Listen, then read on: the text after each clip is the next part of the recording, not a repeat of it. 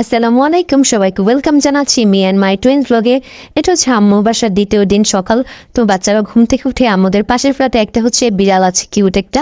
তো ওইটার সাথে খেলা শুরু করে দিয়েছে। তো আমি ওদের কাছে যেতে দেইনি, কারণ আমার বিড়ালের যে একটা খামচি আছে না, সেটা অনেক ভয় লাগে। তারপরে তো আম্মু ফ্রিজে ডিম আর ফ্রুটসগুলো রেখে দিচ্ছিল, আর সকালবেলা নাস্তা বানিয়েছিল আজকে। পাতলা খিচুড়ি, আচার ছিল, সাথে হচ্ছে একটা মজাদার শুটকি ভর্তা ছিল। এই আচারটা অনেক মজা হয়েছিল।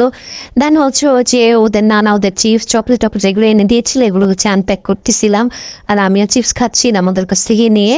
তারপর হচ্ছে আজকে একটু সবকিছু তাড়াহুড়ো করতেছি, কারণ আজকে আমার কাজিন আসবে মেহেন্স, আর মিনহার বেস্ট ফ্রেন্ড হবে আসবে হুমায়রা আর সেহেরিস।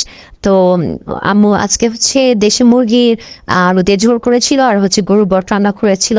তো ওই ওদের কাজিন আসবে, সেই খুশিতে হচ্ছে ওরা রেডি টেডি হয়ে ঘরটা পরিষ্কার করতেছে একা একাই, মানে ওয়াইপস দিয়ে হচ্ছে আয়না মিরর পরিষ্কার করতে। সারাদিন পাউডার নিয়ে খেলে, তো পাউডার টাউডার লেগে পুরো একদম ইয়ে হয়েছিল।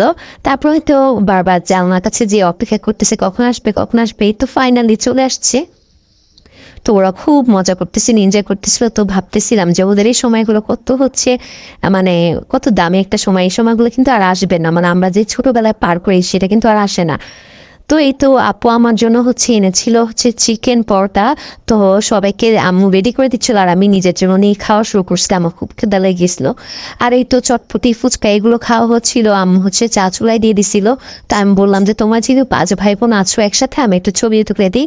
তো ওই তো ওদের ছবি তুলতেছে, যে আমার মিনহা হচ্ছে খুবই আদর করে, মিনহা মেয়ে সবাই অনেক আদর করে। তো এই ছিল আজকে ব্লগ।